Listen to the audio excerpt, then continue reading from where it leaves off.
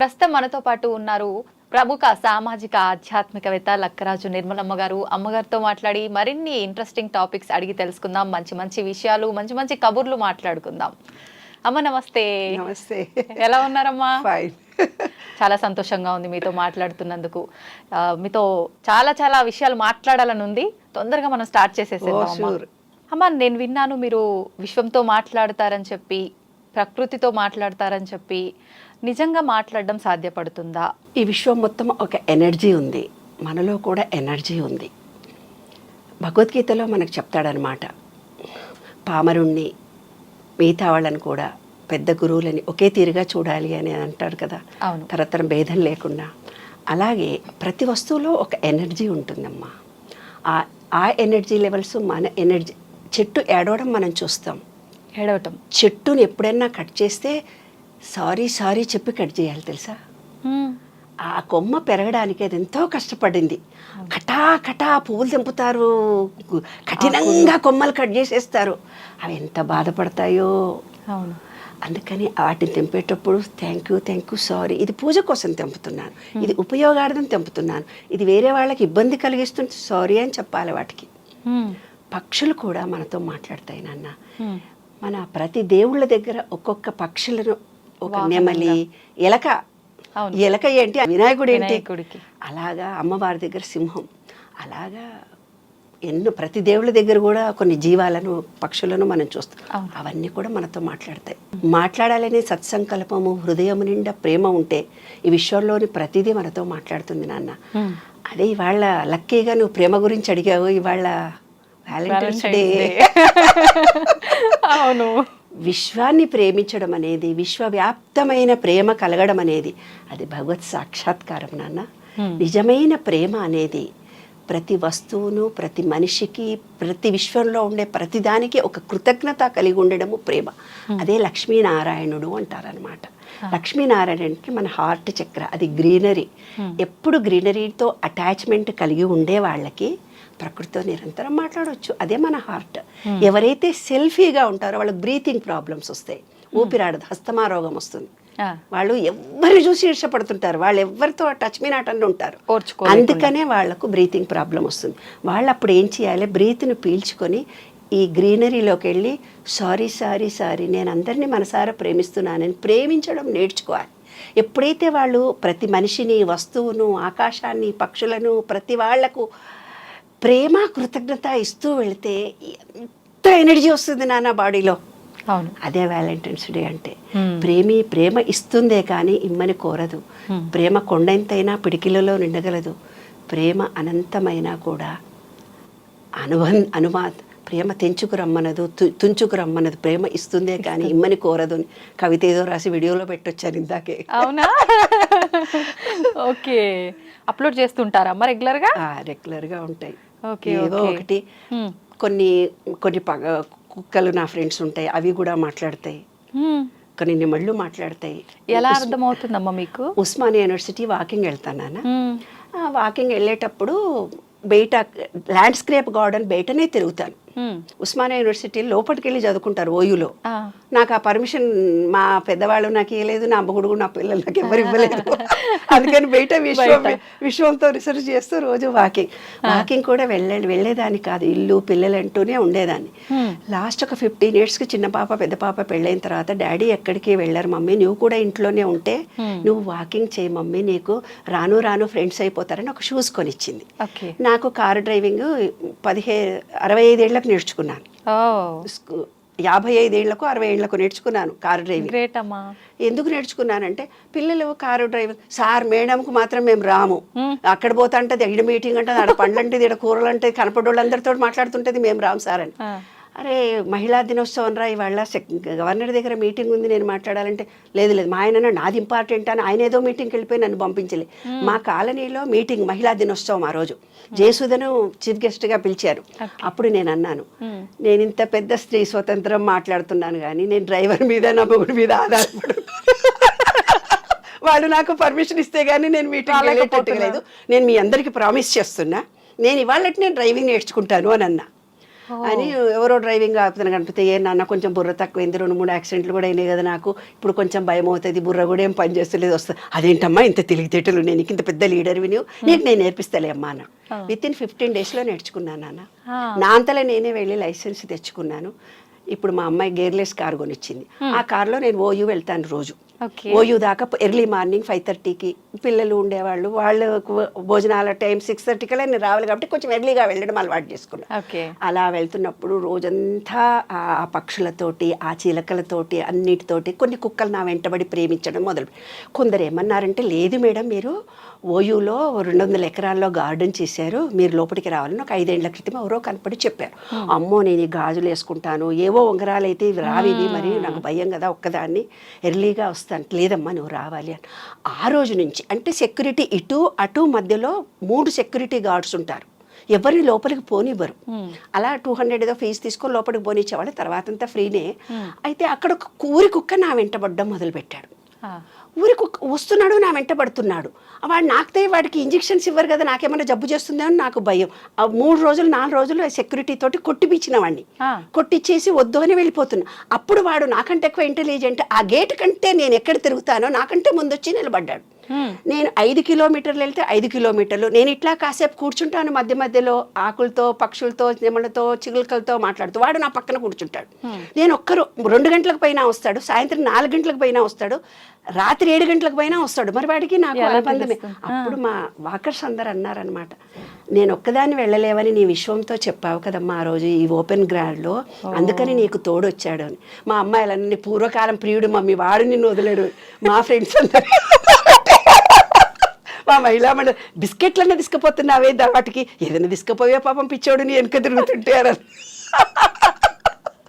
అని ఒకరోజు biscuits chicken packets వేరే కుక్కలకి తీసుకెళ్ళి వేస్తే తినడే వాడు నా మీదే ప్రేమ కాని వాడు పిచ్చోడు బిస్కెట్ ప్రేమ కాదు వాడిది ఒరిజినల్ ప్రేమ వారం రోజులు నేను వెళ్ళను అనుకోనాన్న నా చుట్టూ తిరిగి కళ్ళ నీళ్ళు పెట్టుకొని ఏడుస్తాడు 5 కిలోమీటర్లు 6 కిలోమీటర్లు 10 కిలోమీటర్లు తిరిగి నేను కారులో కూర్చున్నాక అక్కడ కూర్చొని ఇలా మొహం పెడతాడు నా కారు ఎంత దూరం పోతుందో కళ్ళ నీళ్ళు పెట్టుకొని ఇలా చూస్తాడు అందరు అన్నారు నువ్వు తీసుకెళ్ళవే వాడిని పాపము నా ఇంట్లో బుడ్డిగాడు ఉన్నాడు వాడు సేమ్ పెట్టు ఏ కుక్కలకు నేనేం తీసుకెళ్లేదాన్ని కాదు వీడు 16-17 ఏళ్ల నుంచి ఒక పెట్టి డాగు మా ఇంట్లో ఆ పెట్టి డాగు ఉంటే మళ్ళీ ఆ కుక్కని ఇక్కడ తీసుకెళ్ళి రెండింటిని భరించడము బాబాయ్ మేము ఎక్కడికైనా పోకుండా ఇప్పటికే బంధంగా ఉన్నాడు ఆడిప్పుడు అనుకోని కానీ ఈ విశ్వం మనతో మాట్లాడుతుంది నాన్న చిలకలు మాట్లాడితే 16 ఏళ్ల నుంచి నేను వాకింగ్ వెళ్తున్నా మా ఆయన రోజు అంటాడు ఏంటే వర్షంలో అలా వెళుతున్నావు నిర్మలా నువ్వు ఏం కాదా నీకు వర్షంలో ఎందుకు వెళ్ళావు అంటాడు వాన పడలేదు చూడండి నేనేమన్నా తడిసానా నేను కారులో కూర్చున్నాక వర్షం పడాలి అని మనసులో అనుకుంటాను కారులో కూర్చున్నాకే వర్షం పడుతుంది పడదు నాన్న ఒక్కరోజు కూడా నేను తడవలేదు ఇంకొక ఎక్స్పీరియన్స్ నేను యుఎస్ వెళ్ళాను యుఎస్ వెళ్ళిన తర్వాత ఏమైంది అక్కడ చాలా ఏళ్ల తర్వాత నేను ఎప్పుడు వెళ్ళలే యుఎస్ అంటే భయం నాకు యాక్చువల్గా ఆరోగ్యరీత్యా వాళ్ళకి ఏమైనా ఇబ్బందులు అవుతాయేమో అని మా అమ్మాయి వాళ్ళు పర్వాలేదన్నారు ఏదో మేనేజ్ చేసి మేము వెళ్ళిన తర్వాత ఓయులాగా నాకు గ్రీనరీ కనిపించాలి కదా లేకపోతే గిలగిల కొట్టుకుంటాను వాకింగ్ మాత్రం కంపల్సరీ వెళ్ళాలి నాకు చేత కాకపోయి జ్వరం వచ్చినా అక్కడ కూర్చొని అరగంటన కూర్చొని రావాలి అది నాకు సరే కూర్చొని రావాల్సి వస్తే నేను అట్లా వెళ్ళిపోయి ఇట్లా పోయొచ్చాను నాన్న అంటే మా అల్లుడు నన్ను కోప్పడ్డాడు ఆంటీ అదేంటి మెయిన్ రోడ్డు మీద మీ ఇష్టం వచ్చినట్టు పోతారా ఇది యుఎస్ అది మెయిన్ రోడ్డు వెళ్ళకూడదు మీరు ఇక్కడ కాలనీలోనే తిరగాలి చుట్టూ అన్నాడు అబ్బా మంచి గ్రీనరీ లేదు అక్కడైతే బాగా గ్రీనరీ ఉంది నేను అక్కడికే పోతానని మనసులో అనుకున్నాను అంతే అనుకొని ముందు రోజు 2వ రోజు ఇట్లా వెళ్ళి వాకింగ్ చేస్తుంటే అక్కడ బోర్డు కనిపించింది ఏం బోర్డు అని చదివి 1 year ఈ రోడ్డు రిపేర్లు ఉంది వాకింగ్ చేసుకోవచ్చు అని రాసుద్ది భలే కలిసి వచ్చింది చాలా అసలు అందరు అన్నారు అదేంటి మీరు ఇలా అనగానే ఇలా జరిగింది అని మాకు తెలియదు అలా వాకింగ్ వెళ్తూ అలా ఎన్ని కిలోమీటర్లన్నా వెళ్ళొచ్చు అట్లా 2 కిలోమీటర్లు వెళ్ళి 3 కిలోమీటర్లే అయితే బొక్కలు అరిగిపోయిందా అని నాన్న ఓయూలో అయితే 1 కిలోమీటర్ వెళ్ళి కూర్చుంటాను కదా ఇక్కడ కూర్చోడానికి ఏమీ లేదు కాళ్ళు నడుములు లాగుతున్నాయి నేను రేపటి నుంచి రాను అన్నాను అంతే నాన్న నెక్స్ట్ డే వెళ్ళేసరికి సోఫాలు వేసారు ఎవరో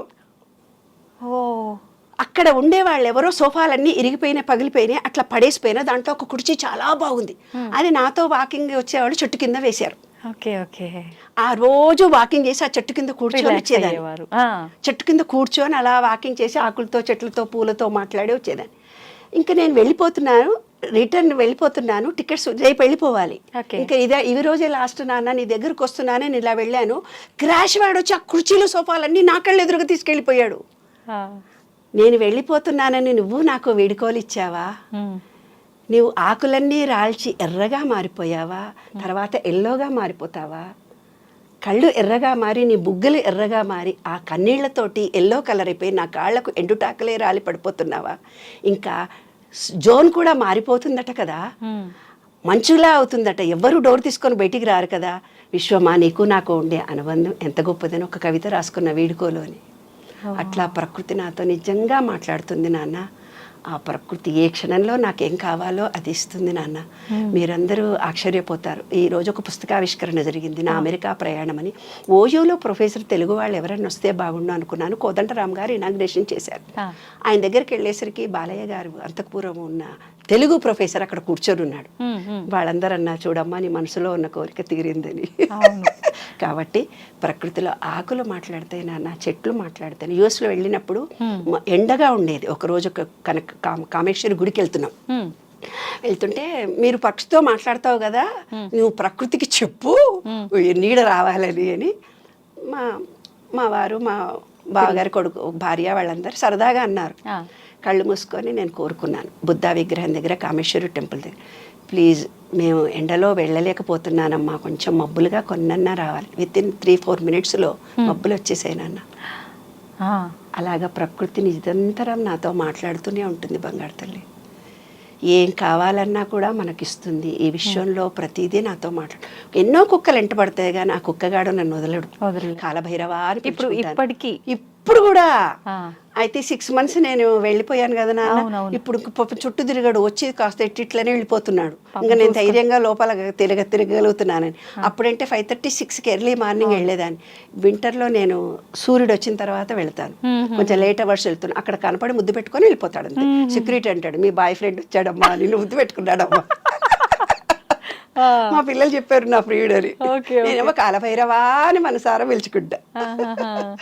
అమ్మ, ఇప్పుడు ఇదంతా మీరు విశ్వం పైన రీసెర్చ్ చేయడము, మీరు నిజంగా అన్నిట్లో ప్రాణం ఉంది మొక్కల్లో, ప్రతి ఒక్క దాంట్లో అని చెప్పి మీరు నమ్మి వాటితో మీరు ముచ్చటించడానికి ఇష్టపడి ఆ ఆహ్లాదాన్ని అనుభూతి చెందారు కాబట్టి మీకు అనిపిస్తున్నాయి ఈ వండర్స్ అన్ని, లేదు ప్రతి ఒక్కరికి ఆ ఫీలింగ్ కలుగుతుందంటారా? ఒక్కళ్ళకి చేయొచ్చు. అలా నాలాగా ఒక 10% ఈ పబ్లిక్లో కూడా చాలామంది ఉంటారు నాన్న. ఎందుకంటే హృదయం అనే దాంట్లో ఒక కృతజ్ఞతా భావం ఎవరికైతే ఉంటుందో, అందరినీ సమాన దృష్టితో ప్రేమించగలిగే మనస్తత్వం మనలో ఉంటుందో, ప్రతి ఒక్కటి 6th సైన్స్ అంటారు దాన్ని. 6th సైన్స్ అంటే ఏంటంటే జరగబోయేవి తెలుస్తాయి. లేదు నీకు కొంతమంది కర్మానుగ్రహం వల్ల ఏమవుతుందంటే కొంత పూర్వజన్మ జ్ఞానమే నాకు కావాలి అని అనుకుంటారు. వాళ్ళకు పూర్వజన్మ జ్ఞానం తెలుస్తుంది. లేదు నాకు ఫ్యూచర్ ఎలా ఉంటుందో నాకు తెలియాలని వాళ్ళు ఏకాగ్రత పెట్టి ఆలోచించినట్టయితే వాళ్ళు అది కూడా వాళ్ళు చూడగలరు. 6th సైన్స్ అంటారు దాన్ని. కాబట్టి అందరితో మనం మాట్లాడొచ్చు. ఇప్పుడు నా దగ్గరికి 45 ఏళ్ళ అనుభవం నాన్న. ఎవరైనా వచ్చి నా ముందు కూర్చొని ప్రాబ్లమ్స్ చెప్తారనుకో, వాడు కొట్టిండు, వాడు తిట్టిండు, వాడిడిచి పెట్టిండు, అట్టిచ్చి పెట్టిండు, వాళ్ళ కష్టాలన్నీ బాగా చెప్తుంటారు కదా. పింగళానాడి ఎక్కువ పనిచేస్తే అంటే చంద్రనాడి, వాళ్ళకి జరిగిపోయిన విషయంలోనే వాళ్ళు బ్రతుకుతూ పోతుంటారు, యూతులకి రారనమాట. అప్పుడు నాకు తెలిసిపోతుంది వాళ్ళు కూర్చునే పద్ధతి, కళ్ళకుతో చూసే పద్ధతి, వాళ్ళు చేతులు కట్టుకునే పద్ధతి, వాళ్ళ మొహంలో ఫీలింగ్స్ చెప్పి వాళ్ళు ఎందుకు వచ్చారో నేను చెప్పేస్తాను. కొంతమంది వస్తారు, రేపొద్దున పిల్లల పెళ్ళిళ్ళు కావాలి, రేపొద్దున ఇల్లు కొనుక్కోవాలి, ఇప్పుడే పెళ్ళిళ్ళు అయిపోయినాయి, ఇన్నప్పులు జరిగిపోయినాయి, ఇంట్లో జరిగింది మేడం, రేపు మా భవిష్యత్తు ఎట్లా, నా భర్త పట్టించుకోడు, అత్తలు పట్టించుకోరు, వీళ్ళు ఈ రోజు అనుభవిస్తున్నారని చెప్తారు. అది ఇళానాడి, సూర్యనాడి ఎక్కువ పనిచేసిన వాళ్ళకు ఫ్యూచర్ మీదనే ఆలోచనలు ఉంటాయి. కాబట్టి గతాన్ని కానీ ఫ్యూచర్ని కానీ ఆలోచించకుండా ప్రజెంట్లో ఉండడమే ఎరక కలిగి ఉండడము, ఎరికతో పని చేయడము అంటారు నాన్న.